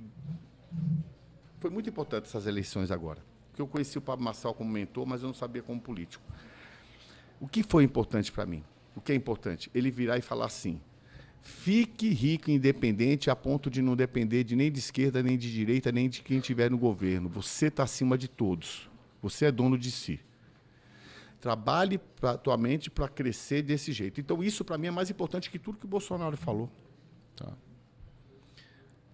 Agora, eu acho que me decepcionou com o Bolsonaro as alianças que ele fez, pô. Você estava falando do Centrão, né? Ele se aproximou bastante do Centrão também. Isso me decepcionou. Ele vai continuar tendo a sua importância. Eu acho que ele perdeu muito. Você vê que ele fazia lives para milhões de pessoas, milhares, né? Centenas de milhares. Hoje ele reunir 10 mil é muito. Por que as pessoas acordaram para o Pablo Marçal? O Pablo Marçal não ganhou só voto da direita, ele ganhou da esquerda que pensa como eu. É a maneira que ele trabalha, ponto de vista. Porque tudo é um ponto de vista, cara. Se você pegar uma girafa para tirar uma foto, ela vai pegar só a tua cabeça. Se você tiver com chapéu, ela só vai fotografar o chapéu. Ela não vai conseguir... O ponto de vista da girafa de você com chapéu é o chapéu, pô. Sim. Mas só que embaixo do chapéu tem muito mais coisa. Então depende de uma pessoa que chega e abre tua mente para determinadas coisas. Sim. Ele poderia ser uma aposta errada? Poderia. O Bolsonaro também. O próprio Lula foi, na minha opinião, uma aposta errada. Um cara que só aumenta imposto, ele está fudendo quem? Os pobres, pô. Ele não está ferrando os ricos. O rico tanto faz, cara, que a Shein aumentou R$20 na compra. O pobre faz diferença. Claro. Porque o pobre comprava para revender. Aqueles R$20 tira dele, pô. A margem de lucro. Então, na minha opinião, ele não fez nada, não faz nada para os pobres. Quando você aumenta imposto, você não está fazendo nada para o pobre. Sim. Mas é isso, né? Pelo menos você nunca rompeu com ninguém pela sua vontade. Artisticamente, principalmente, não. Tá. O pessoal fala que a Maria Bethânia, fala do Caetano Veloso, do Gilberto Gil. Eles pensam o que eles querem pensar, cara. Eu não posso ser contra o que você pensa. Claro. Eu tenho o meu ponto de vista. Eu não vou convencer um cara que tem 70 anos a pensar diferente. Ele não vai mudar. Nem se Jesus Cristo descer à terra, ele não vai mudar. Então, eu vou continuar curtindo aquele que ele... O que nos une de bom, de ponto positivo? Ah, eu sou de esquerda, então não vamos falar de política. Você gosta do São Paulo? Não, eu sou corintiano. Então não vamos nem discutir muito futebol, que você vai se ferrar comigo. Eu sou São Paulino. Tem 3 Libertadores. Então vamos fazer o seguinte: você gosta de quê? Eu gosto de tal música. Puta, eu também gosto. Vamos falar sobre isso? Isso aí. Vá sempre no ponto que une você, não que desagrega. Porque lá na frente você pode precisar daquela pessoa. Claro. E ela é de esquerda, ela é totalmente contra você, ela é tudo contra você, num lado que vocês não precisam estar separados. Em algum ponto vocês vão se dar bem e os dois vão crescer. A opinião política não é o mais importante de tudo, né? A política não pode ser mais importante, sabe por quê? No final das contas, o político é um carreirista que vive do dinheiro público, do dinheiro seu suor. Então você tem que estar acima disso. Eu acho que o Pablo Marçal ele foi importante mais nesse ponto. Muita gente não pegou os códigos que ele libera. Tá. Então, eu acho que se você começar a ouvir mais a palestra dele, você vai ver que ele está muito acima dos políticos. Sim. Ele venceu independente dos políticos. Sim. Ninguém chega no lugar que ele chegou roubando, ou ele já estaria preso. Agora, você vê um monte de político que foi processado e está preso ou não, ou está sendo liberado agora, sabe, que é por causa de politicagem também, mas roubou. E você sabe que o cara roubou, não tem jeito de falar. Ele não, pô. Você não tem como falar que ele roubou. Ele ficou rico com os códigos da vitória, cara. Então você tem que se ligar nesses caras. Você tem que se espelhar em quem venceu, cara. Ah, o cara da esquerda ali venceu. O que ele fez? Roubou. Não vai na dele. Ah, o cara tá na direita, o que ele fez? Roubou. Não vai na dele. Ah, o cara é anti-Estado, venceu. Vai na dele. Ou ele é de direita ou de esquerda. Ele não é de direita porque ele quer. Ele é de direita porque ele é cristão, igual é família. Você, igual eu. Entendeu? Não é a polícia que tem que escolher você, cara. É você que tem que escolher conforme aquilo que... Escolher não, né? Sim. Hoje, para falar a verdade, eu já votei no Lula, cara. Eu já votei na Marina, para presidente. Marina Silva. Eu já votei no FHC. Aí, pô, até me achar. Pô, isso que é a direita? Eu não sabia o que era direita ou esquerda. Eu era esquerda porque eu era canhoto, pô. Eu sou canhoto. Você então é eu tenho que canhoto? ser de esquerda. Eu sou canhoto. Então, como eu sou canhoto, cara, eu tenho que ir pra esquerda. Era assim que eu pensava, a cabeça, de jirico. Depois eu fui descobrir o que é esquerda e o que é direita, cara. Só que hoje, pra mim, tanto faz. Eu quero vencer independente deles. E isso é uma sal. E venceu, né? Eu venci, cara. Eu já tinha vencido. Já Quando tinha eu faz estava tempo, né? defendendo a direita, e eu estava nessa questão de contra a esquerda, que hoje eu não quero mais saber disso, Tá. para falar a verdade para você, e não é arregar não, cara. É que as pessoas não vão mudar. Elas têm que mudar sozinhas, pela experiência própria. Ela tem que descobrir que ela não sai do lugar porque ela está ligada a uma coisa que não leva ela, não vai tirar do lugar. É uma areia movediça. Mas a pessoa, se a pessoa ama a areia movediça, não adianta eu ir puxar ela, ela vai se jogar lá de novo. Ela tem que sair pela própria experiência ruim dela com aquilo que ela escolheu fazer. Porque você determina conforme as suas escolhas. Então, quando eu falo que eu sou de direita, não é porque eu quero ser de direita, negócio de fascismo, de ismo, de sequeirismo, não tem nada a ver com isso. É com aquilo que eu sou, na minha essência, pô. Sim, personalidade. Daquilo que eu fui moldado na minha essência. Sim, Eu poderia ser um vencedor, como muitos são, sendo de esquerda. claro. Pela minha essência também. Só que a essência daquilo que representa a esquerda não é uma coisa que me representa. Então é por isso, não é uma questão. Hoje eu não estou nem aí, cara. Porque muita gente. Sabe que é uma coisa que as pessoas falavam e era uma verdade, jogada na minha cara? A época que eu mais ganhei dinheiro, ou que eu mais me dei bem, cresci profissionalmente, quem estava no poder era a esquerda. Aliás, em todos os momentos foi a esquerda. A esquerda só não foi durante 4 anos, que teve 2 anos de pandemia, que o cara não pôde governar, e que a esquerda estava dentro dos mais altos escalão, mudando o que a direita ia fazer ou não. E a direita, que era o Bolsonaro, aceitando isso, que eu fui contra. Tá. Então, na minha opinião, nunca tivemos um governo de direita, porque os próprios militares não eram de direita, eles eram contra o comunismo, mas não eram de direita. Se a esquerda hoje resolver impor, quando ela corta a rede social, se ela tirar a liberdade nas redes sociais, todo mundo vai perder. Quem é da esquerda e votou neles também, quem segue eles também. Vai ser prejudicial para todo mundo. Se a direita toma uma decisão, ela não vai pensar se eu sou de direita. Se a decisão dela for ruim, ela vai ser ruim para todo mundo. Então, no final das contas, não é direita nem esquerda. Você tem que lutar por você. Você só vai conseguir ajudar a tua família, ajudar as pessoas, se você estiver bem. Então, primeiro você tem que cuidar de você. E isso está na mente. Sim. Então, hoje eu estou muito mais por isso. E eu acho que sair um pouco dessa bolha do bolsonarismo, que eu saí. Eu não sou contra a direita. Pelo contrário, eu sou de direita. Eu vou sempre buscar candidatos de direita, que não sejam do centrão. De direita mesmo, porque o centrão é o lixo do Brasil. E o centrão, como eu falei, ele é pior que a esquerda. O centrão é o sistema não é a esquerda. A esquerda é a ideologia. A direita é essa questão do conservadorismo, que eu não sou tão conservador assim. Tá. Eu acho que todo mundo tem direito. O LGBT tem direito, que o pessoal, você tem que ouvir todo mundo, cara. A direita muitas vezes não quer ouvir ninguém. Aliás, a direita está batendo em mim nesse momento. Tá batendo em você? Bate na rede social. Ah, porque sim. Eu tenho muitos seguidores que vieram desse esquema. Tá. Quando Que eu agora tava- tá achando, você tá tava saindo. polarizando. Não estava saindo, mas comecei a bater também. Tá. E por que eu estou batendo? Porque eu sou de direita de verdade, eu não sou centrão. O Bolsonaro caiu pro centrão. É. Se você, mas tem que negociar com o centrão se você não consegue. Então não tem conversa. Eu sou muito radical nesse sentido. Se você vai negociar com quem não presta, você está se juntando a quem não Sim. presta, cara. Você não tem que negociar com quem não presta. Você tem que combater o que não presta. Sim. E a esquerda não é isso. Entendeu? A esquerda, eles são unidos, né? Eles se unem. É mais ou menos, né? Mais ou menos, mas eles se unem por a coisa ruim, mas se unem. Todo mundo sabe que o Lula é uma bosta, mas está lá com ele. Sim. Entendeu? Defende ele. Mas isso é ideologia, cara. E muito disso aí, ó. Eu tenho uma filha que ela é totalmente de esquerda, cara. Ela cresceu, foi criada, Quantos anos? ela está com 28 anos. Até ela entrar para a universidade, ela era uma pessoa normal. Normal. Era um ser humano completo. Estava dentro daquilo que eu tinha criado ela, né, ensinado ela. Hoje ela é outra coisa, mas eu amo do mesmo jeito. Ela é minha filha, eu amo. Quando eu falo com ela todo dia, falo, filha, eu te amo. Ela fala, pai, eu te amo. Mas a gente teve problemas sérios, cara, por causa disso. Principalmente porque ela viu que eu era bolsonarista. E ela não aceitava isso. Quem era mais ditador, eu ou ela? Porque eu aceitava ela. Não, mas isso é um clássico nas famílias, Eu sempre né? aceitei a esquerda. É um clássico nas famílias, a briga do pai bolsonarista com a filha lulista, né? Eu sempre aceitei ela ser de esquerda. Não tem problema, você quer ser? Você vai aprender, vai tomar suas cacetadas e você vai decidir lá na frente. Tá. Ela nunca aceitou eu ser de direita, só que ela não esqueceu que eu ensinei ela com os mesmos princípios que eu continuava seguindo. A única coisa é que o Bolsonaro sintetizou isso e jogou na cara o sistema, como ele funciona. Então, a importância do Bolsonaro, para mim, ela é irrefutável. Que ele foi o maior presidente do Brasil, para mim, é irrefutável. Porém, eu não gosto da maneira que depois ele foi. Agora, Ele pode estar certo e lá na frente eu vejo. Aliás, ele nunca errou, na minha opinião.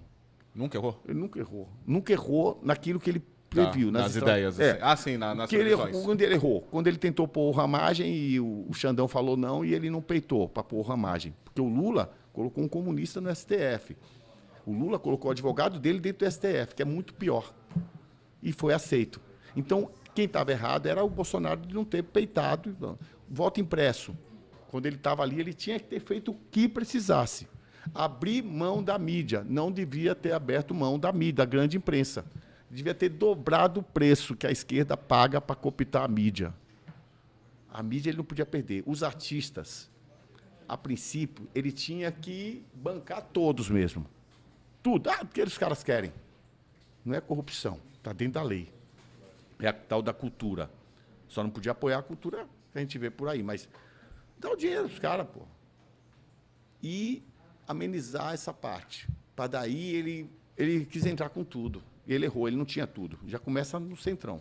Sim. Não, se precisasse comprar o Centrão para pagar o triplo para ter o voto impresso, ele já ia mudar todo o cenário sem precisar depois dar mais nada para esse povo. Sim. Então, estrategicamente, eu acho que ele errou. Tá. Talvez o caminho que eu via, o que eu faria no lugar dele, não fosse o melhor caminho. Mas, com certeza, a gente teria o voto impresso. E aí, com o voto impresso, você teria outro cenário na política. A começar que ele seria reeleito. Eu não tenho dúvida que ele foi eleito. Isso é um problema meu, eu tenho o direito de achar isso. Ainda tenho, né? Vamos lá. Vamos lá que o tempo está urgindo. Tá. Eu queria só para fechar, estamos aqui com o JC Sampa, para fechar, eu queria perguntar para você sobre o acidente. Como que está o rapaz, como que está o artista, como que está a família dele, como que aconteceu todo esse cenário? Então, a gente estava voltando de um show de Montemor. Que ano que foi? Em 2019, Tá. 18 ali para 19 de agosto. E a gente estava, em 2019, estava voltando de um show, não tinha pandemia ainda, né? 2019 não foi o ano da pandemia. Sim, o ano anterior. 2020, né? A gente estava voltando, em agosto ali, de um show muito bom que a gente tinha feito em Montemor. Um show maravilhoso, um público maravilhoso. E aí, na Bandeirantes, já perto de Jundiaí, a gente, Caieiras com Jundiaí ali, um carro na contramão nos pegou de frente. Na Bandeirantes, de frente? Na Bandeirantes. Ele provavelmente fez um retorno, estava afim de se suicidar e tal. Por sorte ou não foi num carro de passeio, ele teria matado todo mundo do outro lado, inocentes, e se mataram também, mas ele pegou a van. Então, ele morreu instantaneamente.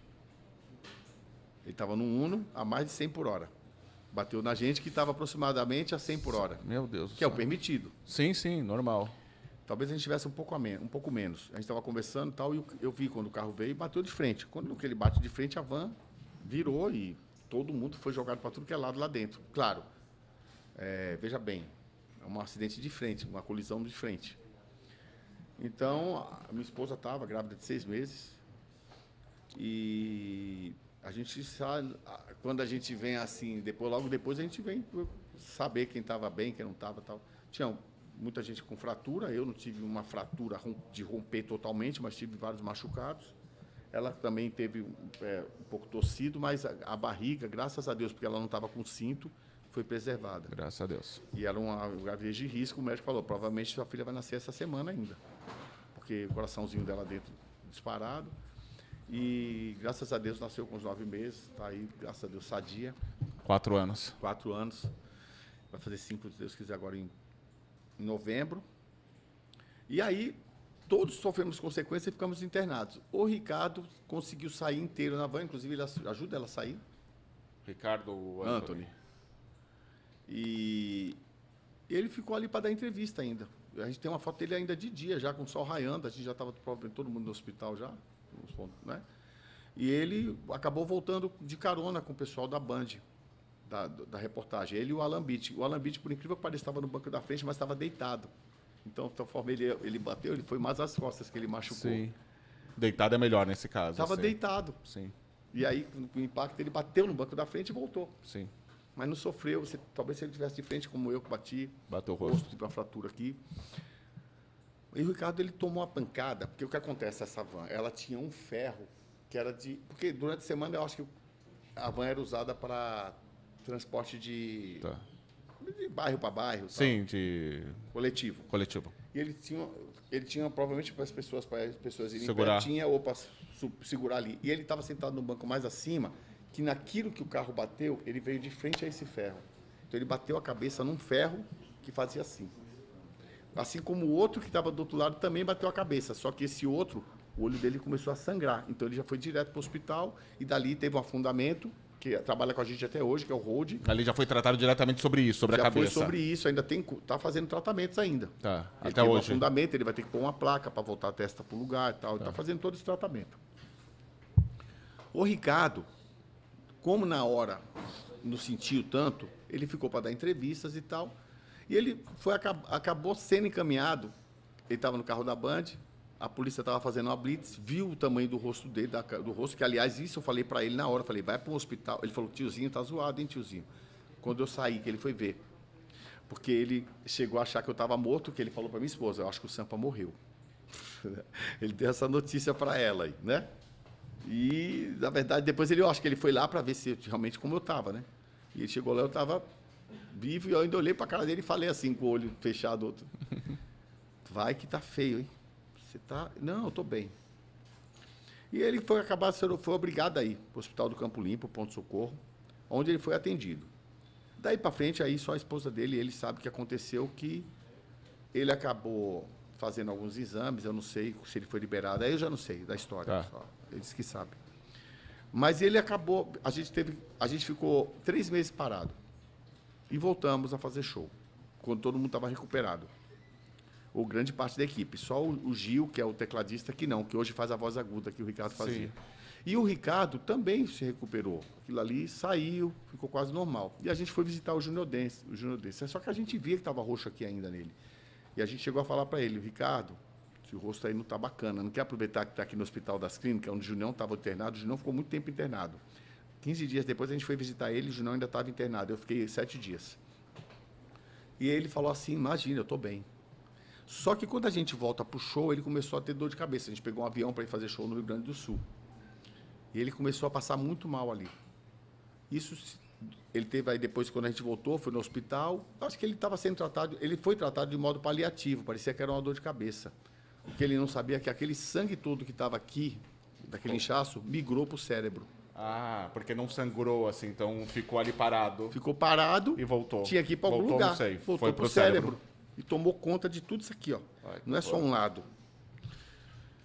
E aí ele começou a ter fortes dores de cabeça, muito fortes. E ele ia, como ele foi, quando a gente foi lá em Pelotas, ele teve esse problema. Ele foi para o Rio Grande do Sul fazer show ainda? Aí foi no avião, que exerce uma pressão. A gente não sabia. Sim, nem ele sabia. E ele começou a ter fortes dores de cabeça, tanto que ele quase não fez o show. E aí ele chegou no hospital, o médico, mais uma vez, olhando ali também, né, um pronto-socorro público e tudo, viu ele com dor de cabeça e falou, toma esse remédio. Depois você faz os exames, tem que ser feito e tal. Eu não sei o que aconteceu durante a semana, quando a gente volta do Rio Grande do Sul, que ele voltou com fortes dores de cabeça. Ele conseguiu fazer o show com aqueles remédios que passavam a dor, mas não tratavam a causa. A origem, a causa. Eu não sei o que ele fez durante a semana, se ele foi ver ou não foi. Aí só ele sabe. Segundo a esposa dele, ele foi e continuou sendo tratado dessa forma. Tanto que hoje ela move um processo com relação a isso. Então, ela que sabe tudo, ela que tem na mão os laudos, tem tudo, todos. As passagens dele, para saber o que aconteceu, que ele não... Talvez ali pudesse ter feito alguma coisa, já entrado em cirurgia, já evitado um mal maior. Aí a gente foi para fazer um show em Praia Grande. Ali ele começou a ter fortes dores de cabeça, a ponto de, durante o show, ele parar e ficar assim, ó. Ele não cantava, e a gente olhava assim, ele não estava fazendo a parte dele. Ao vivo ali. Ele está ao vivo naquele show, lá em Praia Grande. Ele estava aqui, ó. Aí na volta ele falou, posso ir para a van? Porque a gente sempre atende os fãs depois do show. Eu não estou bem. Aí ele falou, não, vai lá, Ricardo. Ele ficou na van. Na volta ele começou a ter dores insuportáveis. E o Ricardo sempre foi um cara muito discreto com isso. Muito discreto. Ele queria mais estar voltando logo para casa para ficar com a família dele e para bater e jogar bola. E ele foi. A gente, vendo o desespero, não ia dar tempo de chegar no Hospital das Clínicas, que seria o ideal. A gente levou ele para o hospital, voltando do litoral, mais próximo, que poderia ser atendido, que era o Ipiranga. Chegou lá, imediatamente ele foi atendido, não tem nem o que falar. Chegou, Então foi tudo certo. vira o estado dele, ele já subiu para exames. A gente voltou para casa e deixou ele no hospital. Depois a gente soube que ele ia entrar em cirurgia, que era uma cirurgia de risco. De muito risco, porque tinha que ser na cabeça, porque tinham constatado Sangramento. Sangramento. Pronto, dali pronto. Ele fez a cirurgia, passou, salvou até a vida dele, mas ele teve parada cardíaca, ele teve uma série de outros problemas que nunca mais ele saiu desse estado. Ele perdeu a visão. Perdeu a visão, perdeu a questão cognitiva, claro, atingiu a questão logo de cara na voz dele, ele perdeu a capacidade de estar cantando. Tá. E tem problemas, tem enfrentando problemas. Depois ele ainda foi para as clínicas, mas já não era mais. Não dava Eu vi tempo. que a família dele até publicou um vídeo falando que ele está com algumas dificuldades, mas está bem, Vou assim, contar dentro uma do coisa possível. aqui que a esposa dele tinha pedido até para não contar, mas é claro que agora eu posso contar, tal, porque graças a Deus já está em casa. Mas ele agora há pouco tempo ele pegou uma pneumonia e foi parar na UTI. Tá. Não sei qual foi o hospital que ele ficou. Porque é o que acontece, a gente não visita o Ricardo com frequência. A última vez que nós vimos o Ricardo foi no show que a gente fez, que ele acabou participando, cantando 2 músicas, que foi lá no... Como é que é o nome do lugar lá? Hã? Fala. Tóquio Marine? Tóquio Marine. Ele acabou indo lá e cantou 2 músicas com a gente. Mas ele chegou a ficar 4 dias numa UTI agora há pouco tempo. Então ele vive nesse estado. Então a saúde é frágil, assim. É frágil. Tá. Então não dá pra gente estar sempre indo ver ele, porque ele vive em tratamento, ele dorme cedo. Quando tem que trocar algum horário para ele participar, como lá, era para ele chegar, cantar e ir embora. Mas os fãs estavam lá para receber ele, ele acabou ficando mais tempo do que ele devia. Tá. Então é ruim até para levar ele, porque a gente promete uma coisa e chega na hora, os fãs também querem ver ele, tirar Sim. foto, ter algum contato com Que ele. eu vi pelas redes sociais, ele tem muito seguidor ainda, muita gente mandando Tem, mensagem, tem. muita gente preocupada com ele, né? Tem muita gente, né, que tem essa Sim, porque ele é uma questão marca, né? A também. voz Ele é uma dele marca ali. no grupo, Sim.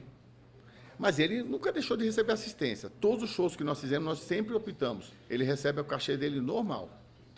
Todo show ele tem um cachê? Ele tem o cachê dele normal, como se ele Integral, tivesse como se ele estivesse no palco. É isso que eu faço. Você não precisa ser socialista Sim. para ter consciência de sócio.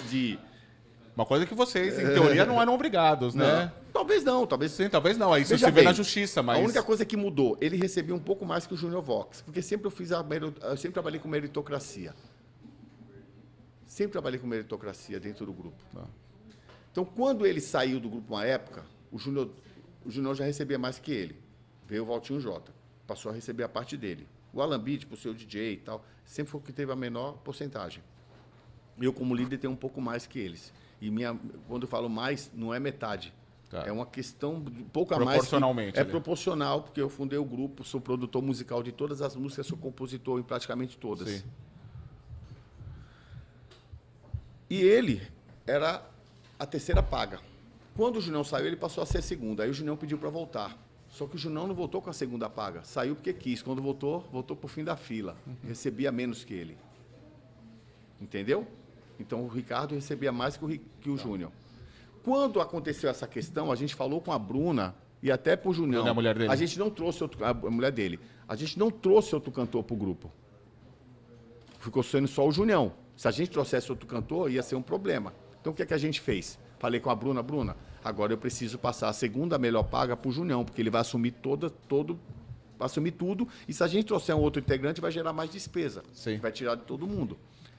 E aí ela falou, não, tá certo. Então ele passou a ser a terceira paga. Então nesse momento ela é a terceira paga. Todo show E da parte dele... cai pra ele. E da parte dele, como um músico nosso acumulou a função de cantar os falsetes, eu estou falando para você a real aqui. Sim? Não tem nem como ela falar, mas não é bem assim. Ele recebe o que ele recebia. Não, ele recebe o que ele recebia. Acontece que como o Júnior assumiu essa parte, Claro, aumentou a... o Júnior só trocou de lugar com ele na questão de porcentagem. E da paga dele sai uma parte do pagamento do nosso músico, que recebe como músico, mas acumulou a função porque nós descobrimos que ele fazia o falsete. Então ele tem as duas funções agora. Ele canta também, ele canta 3 músicas. Tá. Ele não é integrante. Mas a gente teve que aumentar a paga dele. Veja bem, é a questão da meritocracia, cara. Você precisa ser socialista. Né? Entendeu? É o que eu falo, que eu aplico aquilo que eu for falando. Exatamente. Socialismo é você dar oportunidade para todo mundo Se eu pegar todo o meu dinheiro e der para um cara porque ele precisa, eu vou fazer de novo o mesmo dinheiro e aquele cara vai gastar todo o meu dinheiro e vai estar precisando de mim de novo. Então, a meritocracia é tudo na vida. Faça por merecer e você terá. Não, cara, é porque o Ricardo não merece, mas o Junião, ele está numa situação que ele não pode estar com a gente e a gente precisou remanejar tudo. Sim. Eu peguei a parte que era deles, que ele recebia mais que o Júnior passou a receber a mesma coisa que ele recebia. E ele contribui com um pouco daquele que faz com que a gente continue tendo essa voz aguda, porque senão eu ia ter que trazer um cantor, porque o Junião não canta mais nesse tom. Tá. Entendeu? É isso. É isso aí. Mas ele recebe a mesma coisa. É uma coisa... Direitos autorais, todo tudo, show, tudo. Direitos de imagem, tudo. Porque tem que contar assim, o Ricardo Anthony, ele entrou no Sampa Crio a partir de 2007. Em 94, ele é a voz do Eterno Amor. Muita gente pode achar que ele foi injustiçado porque o Junião aparecia dublando. Não era o Milli Vanilli. Todo mundo sabia que, que não era o Júnior. Só que o Júnior, se tivesse que cantar ao vivo, cantava com o mesmo agudo. Poderia ter sido o Júnior a gravar a música. Tá. Só que com o tempo, o Júnior foi perdendo a capacidade de fazer o falsete, porque o Ricardo era o falsete original e entrou pro grupo fazendo esses falsetes. Só que a Sony não aceitava que o Ricardo viesse compor o grupo, porque a Sony tinha um contrato com o Ricardo e o Ricardo tinha um trabalho solo dentro da Sony. Tá. E o Ricardo sempre foi um cara que, mesmo dentro do Sampa Crio, queria ser um cantor solo de sucesso. Ele nunca quis fazer parte de um grupo. Ele demorou 2 semanas para decidir se queria fazer parte do Sampa Crio quando eu convidei ele já fora da Sony. Tá. Que tinha uma música que precisava de um falsete, que é uma música carta, que é uma versão de uma música que uma mulher canta. E aí eu queria manter esse falsete e eu convidei ele depois da Sony. Talvez ele ficou um pouco ressentido, mas a gente não teve culpa. Porque, inclusive, no disco está a participação do Ricardo Anthony. Sim. Então nunca foi enganado. Sim. Nunca foi uma coisa, essa voz é a voz do Junião. Atribuir ao Junião, porque no ao vivo ele fazia igual. Só que ele foi perdendo isso, por quê? Porque aí eu falei, ó, não é legal chamar o Ricardo para fazer, em vez de você ficar fazendo falsete, que é mais natural dele? Aí o Junião, beleza. Eu convidei ele e automaticamente falei, você quer fazer parte do grupo? Ele demorou 2 semanas, por quê? Porque ele tinha uma carreira solo, cara, que tinha tudo para ser um sucesso. Para você ter uma ideia, nesse disco solo dele, tem a música Quando a Gente Ama, que é dele, aquela que os Travessos gravaram. Sim. Tem a música Um Dia Pra Nós Dois, que os Travessos fizeram sucesso com ela. Tem um dia, no disco solo dele tem aquela música, que a Sony não trabalhou esse disco. Tem uma música que o Fábio Júnior gravou. Tem uma música que chama Ah, Não Vai Me Dizer Adeus, da Adriana Ribeiro. E nesse disco tem uma música, a música que foi o maior sucesso da Pepe e Nenê. Porque você não vem... É dele também. Tá. Então era um disco que tinha tudo para ser um baita sucesso, cara. E a Sony não trabalhou, então a culpa não é nossa. Sim, claro. Só que ele teve a oportunidade. Agora, Ricardo, agora tenho como colocar você no grupo, porque a Sony até então tinha um contrato com você e não deixava. Aí você quer fazer parte? Aí ele veio fazer parte do Sampa Crio. O Ricardo Anthony, como ele já era, começou a pegar as músicas do trabalho solo dele que não andou e dá para vários artistas, que são os artistas que estouraram. Eu não ligo pro que os outros falam, me arrependo do que não fiz. Você lembra dessa música? Claro. É isso. Ou aquela música lá, Quando a Gente Ama.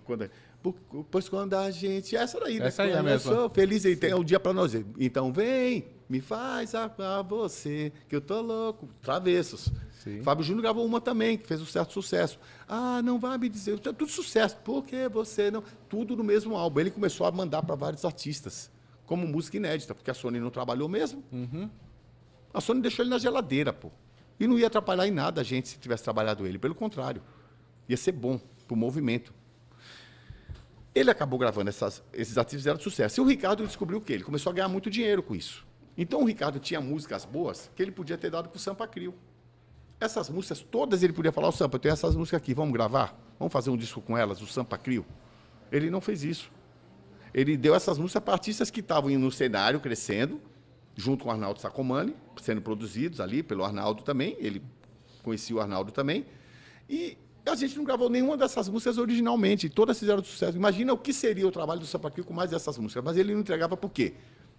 Pensava em quê? No dinheiro, o mesmo dinheiro que fez ele querer sair do Sampa Crio depois. Eu não estou condenando ele, Sim. É o direito dele. É um momento ali dele. É o direito dele. Como o Junião saiu por causa de dinheiro também, porque achou que ia ganhar mais porque estava com o Valtinho Jota. Achava que o Valtinho Jota era o toque de Midas da parada, talvez. Eu não sei o que ele pensou. Ele abriu mão do Sampa Crio para estar numa aventura nova. E voltou. Teve que voltar. Porque nesse meio tempo ele foi dirigir táxi, não que seja ruim, mas ele, do Sampa Crio ele é cantor, pô. Não adianta você querer ser cantor e dizer que está feliz dirigindo Uber ou táxi. Não é essa a tua função. Você canta pra caramba, você tem que ser cantor. Então você nunca vai estar realizado. Embora você possa ganhar até mais, porque esses caras ganham muito bem, graças a Deus. Eles trabalham muito. Sim. Só que quando você nasce para isso, para ser piloto, gosta... Teve um cara que saiu do Sampa Crio para dirigir ônibus, caminhão. Porque ele amava fazer aquilo. Foi tá na estrada. Por gosto. E foi por gosto. Saiu porque um dançarino, o Júnior Dance. E hoje ele está muito bem nisso. Que ele juntou a função de motorista de turismo com a questão do DJ. Então ele trabalha de DJ nos próprios lugares que ele leva o pessoal. Ele tá bem pra caramba. O outro saiu para ser dançarino, para ser professor de dança em academia, tal. Porque eu aconselhei ele a aproveitar esse know-how. Hoje ele me agradece por ter dado aquele conselho para ele. Saiu do Sampa Crio por isso. E eu fico feliz que todos cresceram.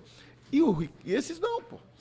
O Ricardo, porque ele queria ser um cantor solo. Então, o que eu estou falando aqui, cara, não é uma revelação contra ele. Tanto que eu sempre, quando ele pediu para voltar, ele não podia voltar na época porque o Valtinho estava. O Valtinho saiu, eu já chamei ele de volta. Tá. Se eu tivesse guardado um ressentimento, embora eu fiquei muito chateado quando ele saiu num momento que o Sampa Crio estava muito bem, não precisava ter saído. E acontece o seguinte, eu não gravei nenhuma música dele. Depois a gente regravou um dia para nós dois, regravou Quando a Gente Ama. Já no ano 2000 eu já falei, Ricardo, essa música era para você ter dado pra gente. Pô. Brigava com ele. Ele falava, tiozinho, pô, mas os outros artistas estão aí dando os direitos autorais que o Sampa Crio talvez não vai me dar hoje, sem uma gravadora, os caras estão com uma gravadora. Eu entendi o lado dele, beleza. Só em 2002, que ele colocava algumas músicas lá do B totalmente. Em 2002 eu peguei e fiz o Ninguém, versão minha. Preciso de Você. Prometi não chorar, e o Ninguém, Ninguém e tal. Essas músicas estouraram e me deram muito direito autoral. Eu ganhei muita grana com essas músicas. Embora uma era a versão. Mas mesmo com versionista, eu ganhei muito dinheiro com ela. Sim. Ganho até hoje. E ele viu que não precisava estar mandando as músicas boas dele para esses grandes artistas que fazem uma puta panela, quer meter o nome como compositor muitas vezes, ou a música tem várias mãos, e aí, às vezes, a música não é trabalhada no disco. Ele começou a perceber que, se ele colocasse no Sampa Crio, ele ia ganhar tanto quanto com esses artistas. O que é que ele fez? Mandou Dessa Vez. Já estou sabendo que você tá... Puta sucesso. Ganhou uma puta grana. O direito autoral dá uma grana, quando você estoura uma música. Claro. E aí ele começou. No disco seguinte, ele falou, Sampa, vamos fazer eu e você um disco agora para valer? Falei, vamos. E é o melhor disco do Sampa Crio, Baladas e Romances, que tem Em Meus Sonhos, que é uma versão minha e dele, que tem Amor Virtual, que tem Você Perto de Mim. Estou falando de nome, mas são todas mega hits. Sim. Mulher Fatal é uma música minha, que eu já tinha gravado em 95, mas todas as músicas, Quero Ficar Com Você, Coisas que Vêm Pra Ficar, fizemos todas juntos. Eu produzi todo o disco. Sempre tomei frente de produzir, de dizer o que eu queria na música, baixo, guitarra, até arranjo, porque eu não sei tocar um instrumento, eu faço. Então, faço de boca, mas eu sei o que quero na música. Acabei de produzir uma música agora sim. Então, a gente fez um puta disco. E ele descobriu que o Sampa Crio era o lugar que ele devia ter mandado todos os hits dele. Então, a gente tem uma história, cara, que eu tinha tudo hoje para falar, beleza, se foi sempre por grana, abri mão dele. Tinha tudo, eu tinha tudo para abrir mão do Ricardo, porque essa coisa sempre me deixou um pouco chateado, dele não ter dado aquelas músicas originalmente pro Sampa Crio. Agora ele é integrante para sempre. Hã? Agora ele é integrante. Ele é integrante vitalício. Ou melhor, vitalício não. A promessa de que se ele partir dessa, nós vamos continuar ajudando a família dele. Ele nunca vai, a família dele nunca vai estar desamparada.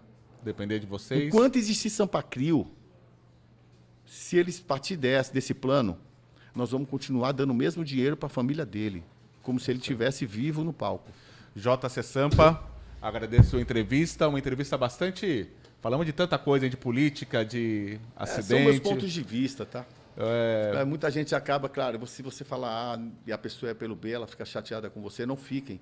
Porque eu não tenho nenhum ressentimento com ninguém que pensa o contrário de mim. Eu quero saber o seguinte, o que é que nós temos em comum que nós vamos crescer a partir desse ponto? Eu sou sempre assim. A gente vê você cantando romântico ali, tranquilo, mas tem opiniões fortes também, né? Eu tenho minha personalidade, né, cara? Você não adianta você querer agradar todo mundo. É isso Quando aí. você quer agradar todo mundo, cara, você não agrada ninguém, cara, e você ainda fica... Dá errado, todo mundo te esquece, né? Você tem que ter o teu ponto de vista. É isso aí. Muita gente vai comemorar quando você morrer, muita gente vai chorar quando você morrer. Isso aí vai ser independente do que você fez. Até hoje tem gente que desdenha de Jesus Cristo. Exatamente. Quem sou eu, cara? E eu agradeço a sua atenção.